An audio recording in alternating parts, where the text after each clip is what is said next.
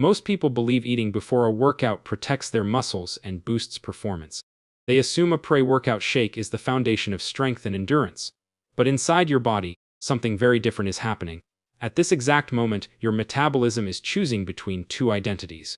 It can either store energy like a cautious banker or release energy like a survival strategist. It cannot fully commit to both at the same time. When you eat before training, insulin rises quietly in the background. Insulin is not evil, but it is protective and territorial. It locks your fat cells like a vault protecting long-term reserves. Now here is the uncomfortable truth. The snack you think is helping may be preventing your body from accessing its deepest energy supply. You are asking your engine to run on spare change while a full fuel tank sits untouched. Recent metabolic research describes a fasted state switch that only activates under low insulin conditions.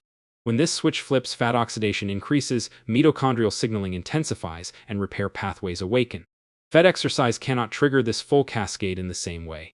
In this video, you will understand exactly what happens hormonally and cellularly when you exercise on an empty stomach. You will see how insulin, AMPK, growth hormone, and ketones reshape performance from the inside out. And more importantly, you will learn how to use this knowledge safely and strategically. You wake up and begin your workout without eating. At first, nothing dramatic seems to happen. But beneath the surface, a negotiation begins. When you train in a fed state, insulin is still circulating. Insulin's primary role is storage and protection. It escorts glucose into muscle cells through GLUT4 transporters. At the same time, insulin suppresses hormone-sensitive lipase. This enzyme is responsible for breaking stored triglycerides into usable fatty acids. When insulin is elevated, that door remains closed. Think of your fat cells as a long-term savings account. Insulin acts like a security system guarding the vault. As long as fresh cash keeps arriving, the vault never opens. But in a fasted state, insulin levels fall significantly. Glucagon begins to rise, signaling energy release instead of storage. Catecholamines like norepinephrine increase to mobilize fuel. Now hormone-sensitive lipase becomes active. Stored triglycerides break apart into free fatty acids and glycerol. These fatty acids enter the bloodstream like unlocked reserves. Your liver begins converting some of them into ketone bodies. Beta-hydroxybutyrate becomes an alternative fuel for the brain. You are no longer dependent on immediate glucose availability. This shift is called metabolic switching. It represents a transition from sugar burning to fat oxidation.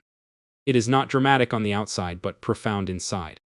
Research in the European Journal of Applied Physiology shows that carbohydrate ingestion before exercise reduces fat oxidation during and after training. The suppression can last for hours beyond the workout itself. That means your metabolic direction is influenced long after you leave the gym. The pain many people feel is confusion. They train consistently yet struggle to reduce stubborn fat. The missing variable is not effort but hormonal context. When you remove per-workout feeding, the signal changes. Your body senses reduced external fuel availability. Survival programming activates internal reserves. You are not starving your body. You are giving it permission to access what it already stored. And once that vault opens, energy becomes abundant rather than restricted. As your workout continues in a fasted state, another signal begins to rise.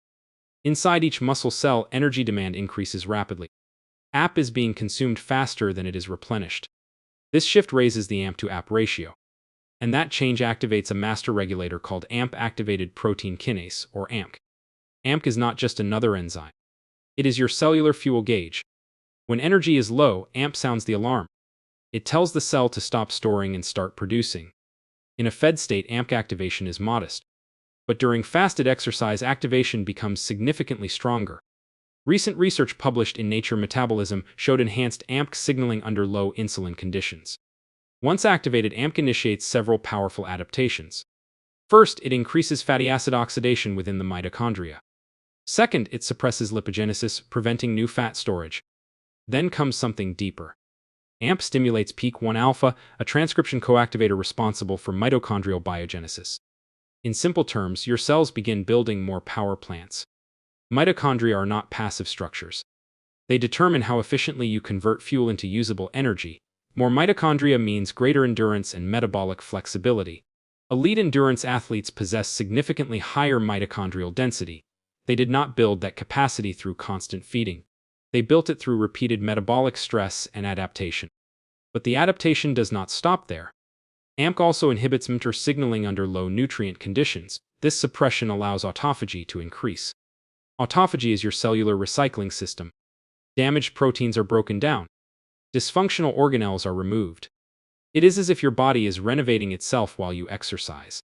Old, inefficient components are cleared out. Space is created for stronger and more efficient replacements. The paradox is powerful. By temporarily reducing fuel availability, you increase long-term energy efficiency. By stressing the system, you improve its resilience. Many people chase energy through constant consumption. But real energy comes from improving cellular machinery. Fasted exercise sends that exact signal. You are not simply burning calories. You are upgrading the engine itself. Now we arrive at the part most people misunderstand. They fear that exercising without food will destroy muscle tissue. But physiology tells a more strategic story. When fasting extends beyond 12 hours, growth hormone secretion increases. This happens because insulin falls and somatostatin inhibition decreases. Ghrelin, the hunger signaling hormone, also stimulates growth hormone release. When you combine fasting with exercise, the effect amplifies. Growth hormone pulses become significantly higher than at rest. The body interprets this state as a demand for adaptation. Growth hormone is often associated only with muscle growth, but its primary acute role is lipolysis. It mobilizes stored fat to preserve lean tissue. Think of growth hormone as a structural engineer. When resources are limited, it protects critical infrastructure. Muscle mass is considered metabolically valuable tissue. Growth hormone stimulates hormone-sensitive lipase activity. It increases the release of free fatty acids from adipose tissue. It shifts fuel preference toward fat while sparing muscle protein. Research published in the Journal of Clinical Endocrinology and Metabolism demonstrates elevated growth hormone levels during fasting and exercise conditions. This hormonal rise supports fat oxidation while maintaining lean mass.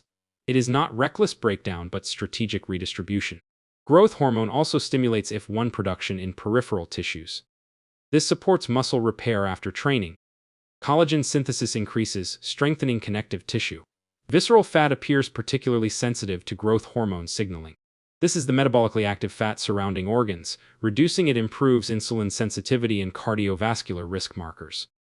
The paradox becomes clear. The state that feels like deprivation triggers protection and repair. The absence of food becomes a signal for preservation. This does not mean fasted training is ideal for maximal strength performance. High-intensity sessions may feel more difficult initially. Adaptation takes time and progressive exposure. But for metabolic conditioning and fat loss phases, the hormonal environment is uniquely favorable. You are not sacrificing muscle. You are teaching your body to defend it intelligently. Fasted movement becomes less about suffering. It becomes about rebalancing fuel allocation. You burn what is stored while protecting what is functional. As glycogen continues to decline, another transition unfolds. Your liver increases ketogenesis from mobilized fatty acids. Beta-hydroxybutyrate begins rising in circulation. Ketones are not emergency fuel. They are efficient, clean-burning substrates for neurons.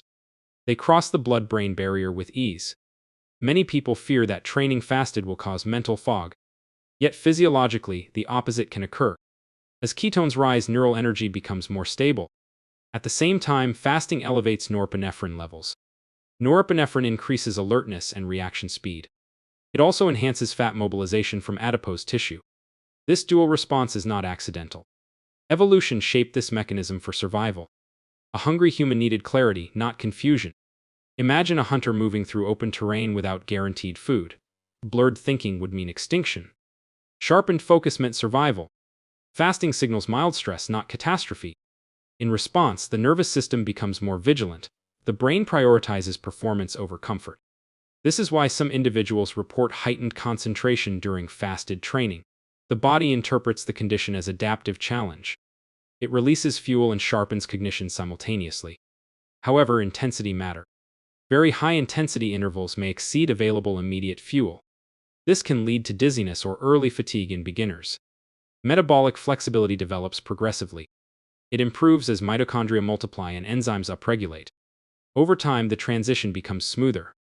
Research in the British Journal of Nutrition shows greater fat oxidation during fasted aerobic sessions compared to fed sessions. But the deeper benefit lies in flexibility.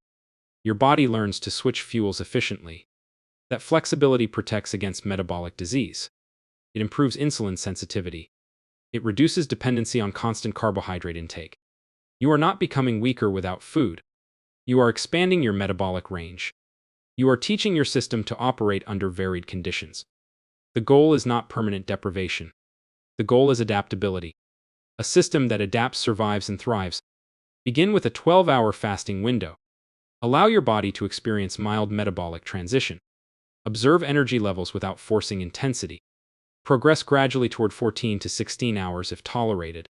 Use low to moderate intensity cardio at first. Walking, cycling, or steady swimming are effective choices. If lifting weights, keep sessions under 45 minutes initially. Focus on controlled movement rather than maximal loads. Adaptation precedes optimization. After training, reintroduce nutrients thoughtfully. Consume 30 to 40 grams of high-quality protein within 1 to 2 hours. This supports muscle repair and recovery signaling.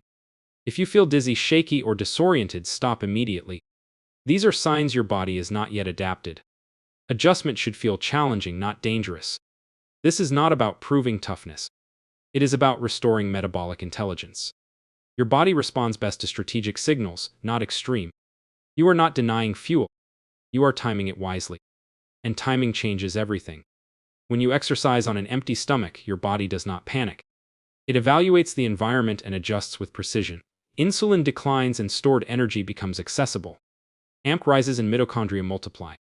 Autophagy clears damaged cellular components. Growth hormone protects muscle while mobilizing fat. Ketones fuel the brain with stable energy. Norepinephrine sharpens focus and reaction speed. Metabolism becomes flexible rather than fragile. This is not magic. It is physiology responding to context. Your body was engineered to handle periods without food, but strategy matters more than intensity. Fasted training is not a competition or punishment. It is a tool for metabolic recalibration. If you live with diabetes, hypoglycemia, advanced kidney or liver disease, gout, thyroid disorders, or a history of eating disorders, consult a qualified physician before attempting prolonged fasting or fasted exercise. Those using insulin, corticosteroids, or blood pressure medication also require medical supervision. Safety is not weakness, it is intelligence. Your body is not stubborn. It is protective and adaptive. When the hormonal environment feels stable and intentional, it releases what it no longer needs. If you want to understand how hormones, enzymes, and cellular pathways truly shape your performance and longevity, subscribe to What Science Reveals. Because once you understand the mechanism, health stops being guesswork and becomes deliberate action.